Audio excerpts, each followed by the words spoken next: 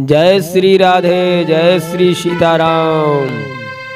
फिर से सभी भक्तजनों का स्वागत है गुरु ज्ञान दर्पण चैनल में। तो बहनों भाइयों, आज की कथा बहुत ही सुंदर है।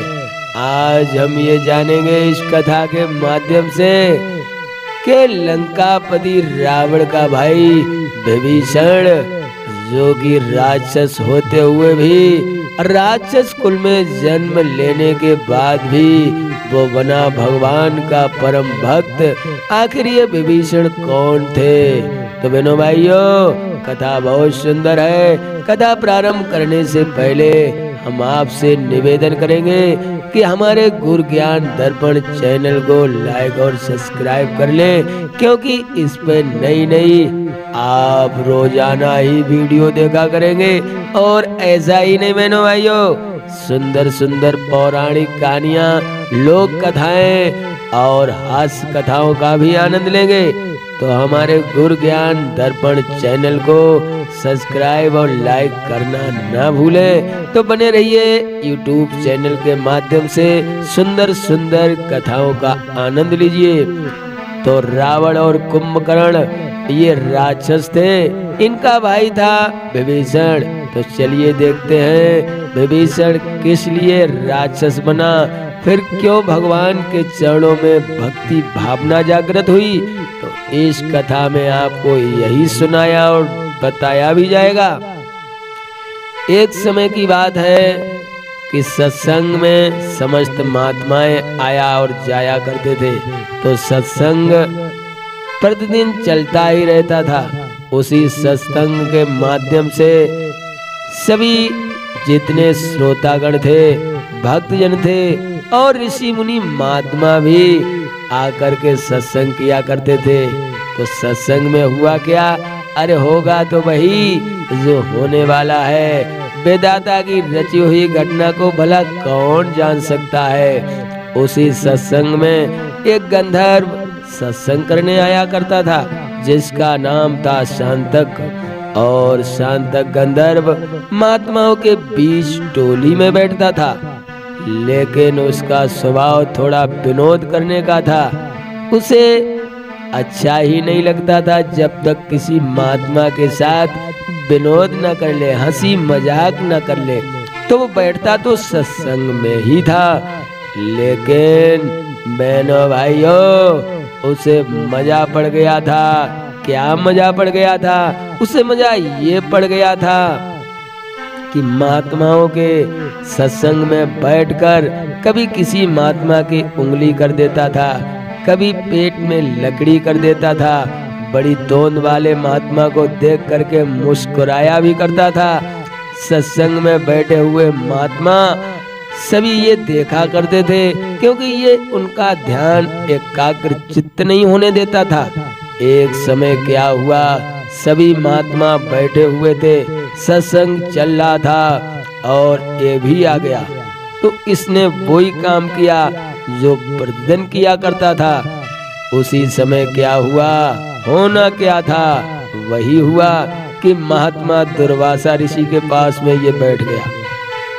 दुर्वासा ऋषि महात्मा के तो क्रोध को सभी भली भांति जानते हैं। महात्मा दुर्वासा की बड़ी तोंद में इसने धीरे से उंगली कर दी, और जो उंगली छुआई, महात्मा दुर्वासा खड़े हो गए। कहने लगे, मूर्ख, तू सत्संग में तो जरूर बैठता है, लेकिन काम राजसों जैसा करता है। मैं तुझे इस बात पर अवश्य श्राप दूंगा। तो सभी महात्मा कहने लगे, बात तो सही है, इसे सत्संग करना नहीं है, इसे तो राक्षस योन में जाना ही चाहिए।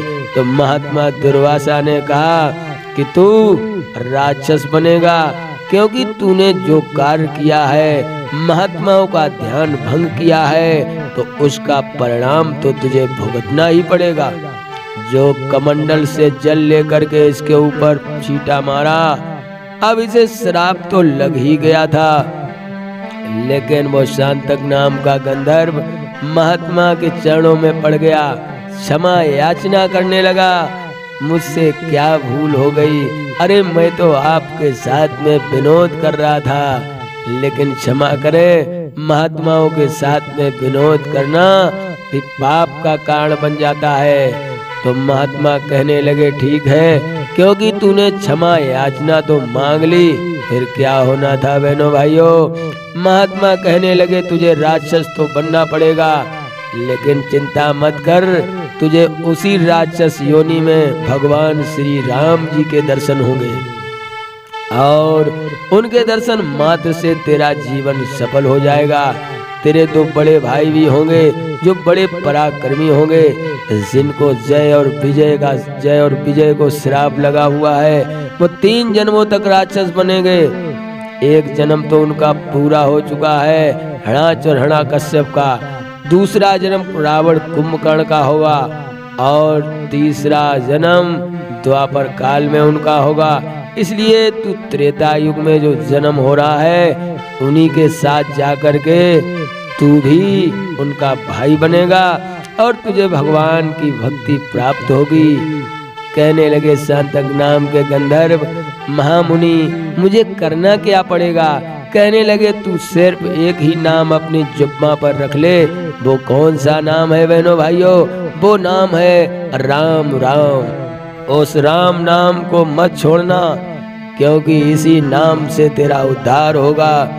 तो आप वो शांतक नाम का गंधर्व त्रेता युग में रावण और कुंभकर्ण का भाई विभीषण बना और उसने भगवान की परम भक्ति की और भगवान के दर्शन किए।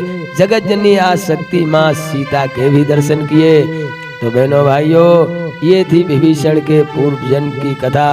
अगर आपको अच्छी लगी हो तो चैनल को लाइक और सब्सक्राइब करके कमेंट में जय श्री राधे अवश्य लिखें, जय श्री सीताराम अवश्य लिखें। सभी भक्तों को जय श्री राधे सीताराम।